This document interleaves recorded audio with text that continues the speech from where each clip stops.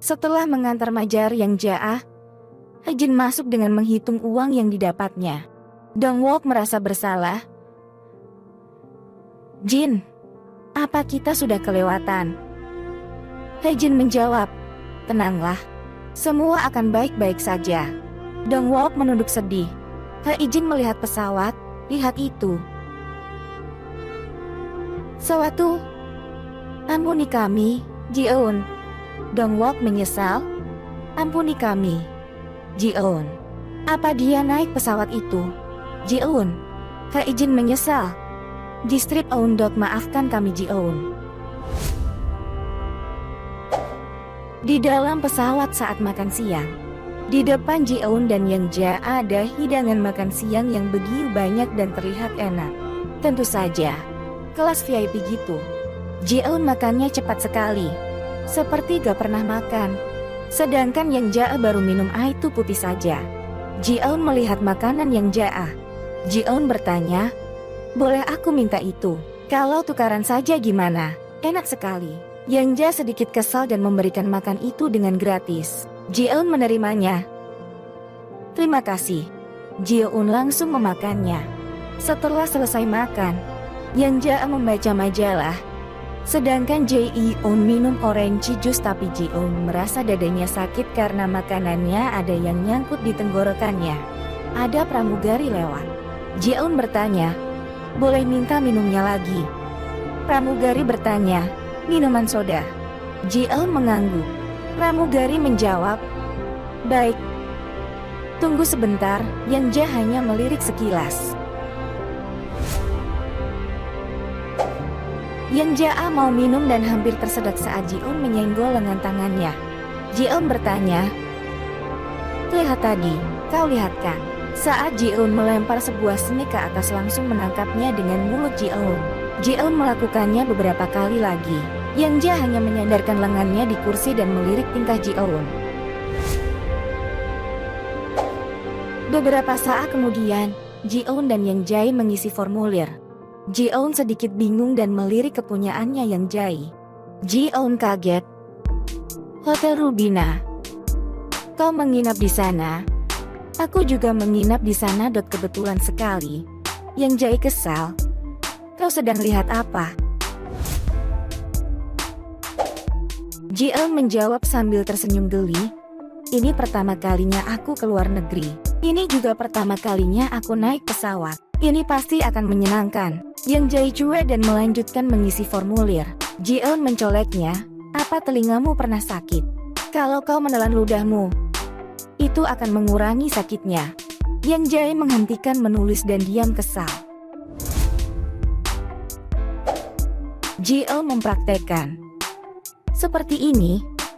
Tapi Ji-eun malah muntah di baju lengan Yang Jae. Yang Jae kaget, Ji-eun kaget. Bagaimana ini? Aku benar-benar minta maaf. Yang Jae menjawab. Kau ini, Ji-eun lagi-lagi muntah di baju Yang Jae. Yang Jae buru-buru ke kamar mandi dan melepaskan bajunya yang terkena muntahan Ji-eun. Ternyata tangannya juga berbekas bau muntahan Ji-eun. Yang Jae lalu menghilangkan bau itu dengan menggunakan sabun. Yang Jae kembali ke kursinya dengan hanya memakai kaos dalam, lalu menoleh ke samping. Yang Jae terlihat kesal dan marah.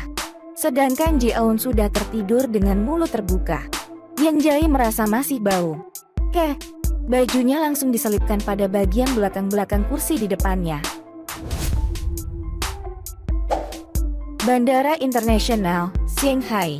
Di dalam pesawat, Ji-eun akhirnya terbangun dan dia penumpang yang terakhir. Sebelumnya, Ji-eun mengganti sandar pesawat dengan sepatunya.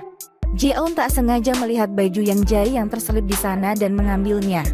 Ji-eun ada di dalam bandara dan melihat Yang Jae. Ji-eun langsung lari mengejar Yang Jae. Ji-eun berteriak, maaf, hei, tunggu, hei, tunggu. Tapi Yang Jae sudah pergi melewati pos penumpang VIP. Ji-eun dihadang polisi. Polisi berkata dalam bahasa Cina, lewat sana. Ji-eun menjawab, tapi ini milik orang itu. Polisi berkata dalam bahasa Cina, silakan lewat sana. Ji-eun ngotot. Tapi ini punya orang itu, polisi berkata dalam bahasa Cina. Di sini khusus untuk penumpang VIP. Silahkan lewat sana.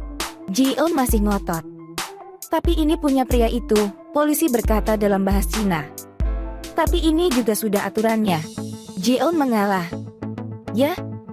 Aku sudah tahu. Ji-eun dari jauh melihat Yang Jae pergi. Yang Jae dikawal oleh beberapa orang polisi dan pengawal pribadinya untuk masuk ke dalam mobilnya. Para wartawan sedangkan di luar terdengar suara para fansnya. Para fansnya berteriak berulang-ulang, Liang Jae, Liang Jae, Liang Jae. Mobil Yang Jae pun pergi.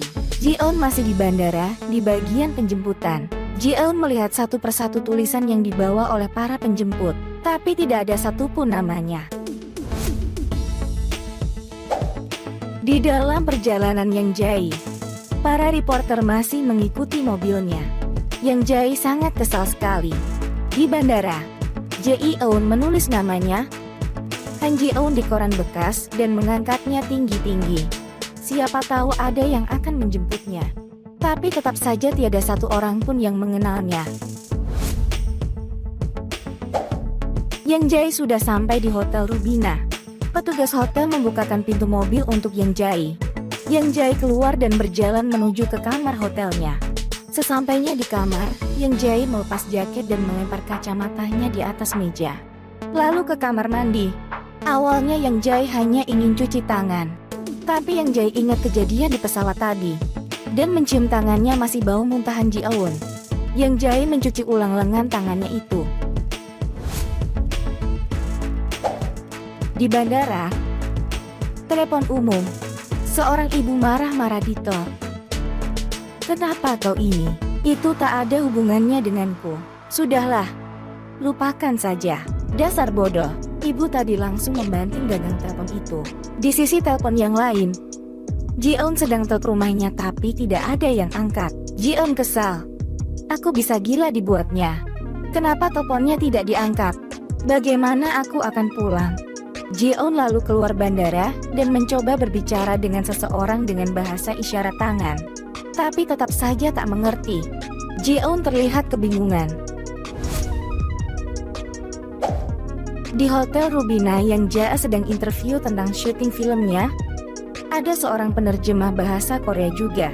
Setiap kali presenter bertanya akan langsung diterjemahkan oleh sang penerjemah dalam bahasa Korea.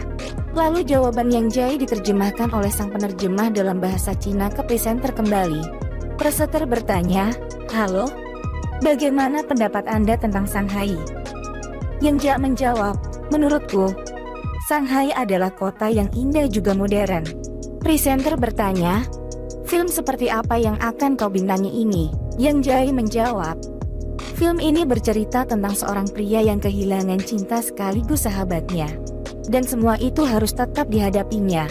Presenter bertanya, "Apa ini film pertama Anda yang mengambil setting tahun 1930? Yang Jae menjawab, "Ya, benar." Presenter bertanya, "Apa ada kesulitan tersendiri di film ini?" Yang Jae menjawab, "Tidak juga." Presenter bertanya, "Kami dengar Anda punya hubungan spesial dengan aktris Lee Ji-hae. Itu benar?" Yang Jae menjawab, "Tidak. Hanya sebatas gosip." Presenter bertanya, "Apa Anda sudah punya pacar?" Yang Jae menjawab, "Mungkin pertanyaan yang lain saja."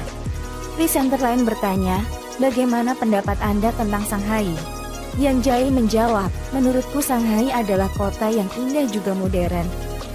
Presenter lain bertanya, "Film seperti apa yang akan kau bintangi?" Yang Jae menjawab, "Film ini bercerita tentang seorang pria yang kehilangan cinta sekaligus sahabatnya. Dan semua itu harus tetap dihadapinya." Presenter lain bertanya, "Apa ini film pertama Anda yang mengambil setting tahun 1930? Yang Jae menjawab, "Ya, benar sekali." Ji-eun sangat senang melihat-lihat kota Shanghai sampai Ji-eun melihat argo taksi. Sudah mencapai 267. Ji-eun lalu menghitung uang yang diberikan oleh Hae-jin saat di bandara tadi. Ternyata uangnya kurang. Ji-eun bingung. Bagaimana ini? Taksi itu sudah sampai di depan Hotel Rubina. Petugas hotel membuka pintu taksi. Sopir taksi berkata dalam bahasa Cina, "Nona, kita sudah sampai." Ji-eun menjawab, "Kau baik sekali." Ji-eun ingat lalu membuka kamus Cina. "Kau baik sekali." Sopir taksi menjawab, "Ya." Ji-eun lalu memberikan semua uang pemberian Hae-jin pada sopir taksi. Sopir taksi berkata, "Terima kasih, Bu Nona. Uangnya masih kurang." Ji-eun lalu melepas jam tangannya dan memberikannya pada sopir taksi dan buru-buru keluar dari taksi itu berlari masuk ke dalam hotel. Sopir taksi berteriak, "Nona, Nona, Nona."